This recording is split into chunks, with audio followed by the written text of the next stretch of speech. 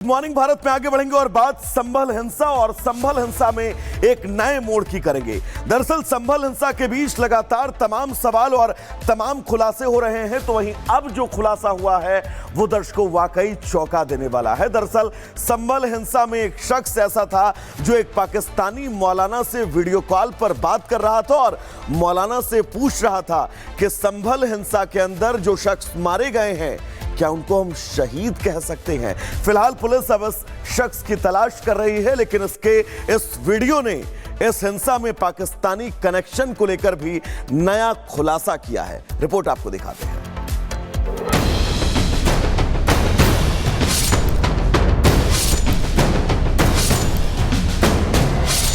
लूटे पीटे पाकिस्तान में खुद भले ही जनता त्रस्त हो, लेकिन बर्बाद मुल्क हमेशा भारत के खिलाफ साजिश रचता है।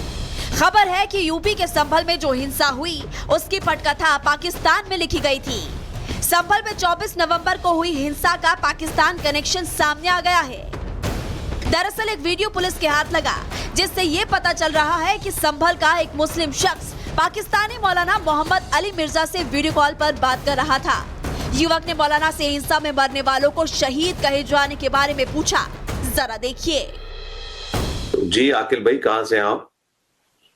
जी यूपी डिस्ट्रिक्ट संभल से।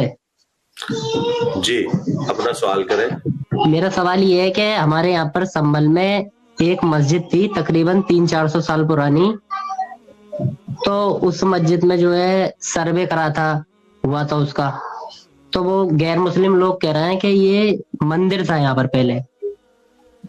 तो जब उसका सर्वे चालू करा ना, फिर पब्लिक भटक गई, जुमे का दिन था, तो पथराव हो गया, पब्लिक ने पथराव करा और जो वो थी प्रशासन फोर्स, उन्होंने जो है फायरिंग चालू कर दी। तो फिर उसमें कुछ लोग 3-4 बंदे मारे गए हैं, तो क्या हम उन्हें शहीद कहें?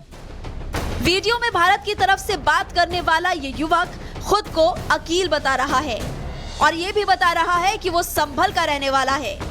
इस वीडियो में वो 24 नवंबर को हुई हिंसा के लिए पुलिस प्रशासन को जिम्मेदार ठहरा रहा है और मरने वालों को शहीद तक कह रहा है। सर मेरा ही मतलब ये है कि हमने खुद कानून हाथ में नहीं लिया है, वो कानून हाथ में ले रहा है और फोर्स भी जो है वो उनकी साइड में ही है। तो आप अदालत का उनकी गोली पे ही मारे गए हैं। अदालत का रास्ता इख्तियार करें। खुद से कोई फोर्स बना के, कोई जत्था बना के उनसे लड़ने की जरूरत नहीं है, उसका नुकसान ही होगा। मेरा तो ये मशवरा है, मेरा शुरू से ये मौकिफ है। जी सेकंड क्वेश्चन कर लें। तो सर उन्हें शहीद न कहना चाहिए जो मारे गए हैं गोली से पुलिस वालों को? मेरे भाई, मुसलमान कोई भी मारा जाएगा मैं उसे शहीद ही समझूंगा, क्यों नहीं शहीद होगा।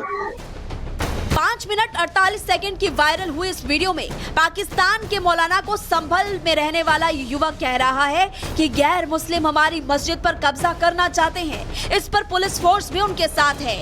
इस वीडियो को लेकर संभल एसपी कृष्ण कुमार बिश्नोई से हमने बात की। उन्होंने बताया कि युवक की पहचान के लिए जांच की जा रही है और पुलिस बहुत ज्यादा सतर्क है। एक मोहम्मद आकिल नाम के व्यक्ति जो कि ऑनलाइन एक प्लेटफॉर्म पे किसी एक मौलाना से सलाह मशविरा करते हुए नज़र आ रहे हैं, जिसमें वो बता रहे हैं कि जो हिंसा में लोग जिनकी मृत्यु हुई थी क्या वो शहीद हैं या नहीं है, इस तरीके के सवाल पूछ रहा है। और वो एक किसी पाकिस्तानी व्यक्ति से बात कर रहा है। प्रथम दृष्टया जो मोहम्मद आकिल है वो संभल का निवासी प्रतीत होता है। उसी आधार पे पुलिस द्वारा है उसको आइडेंटिफाई करवाया जा रहा है। उसके लिए 2 टीमें लगाई गई है। जिस प्लेटफॉर्म से उसने बात की है उस प्लेटफॉर्म का भी पता लगाया जा रहा है और जल्द ही उसकी बारे में जानकारी करके आगे विधिक कार्रवाई सुनिश्चित की जाएगी।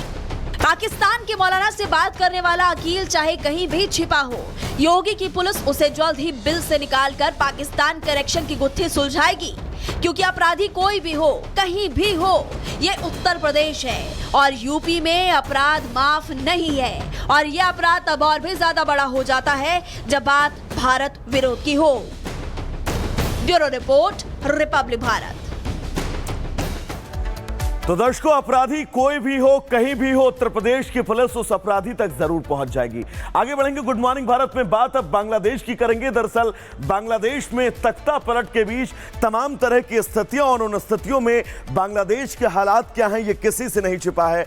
लेकिन अब विदेश मंत्रालय ने एक ऐसा फैसला लिया है जो भारत की सुरक्षा के मद्देनजर मील का पत्थर साबित होने वाला है। वो फैसला है क्या, इस रिपोर्ट के जरिए आपको विस्तार से बताते हैं।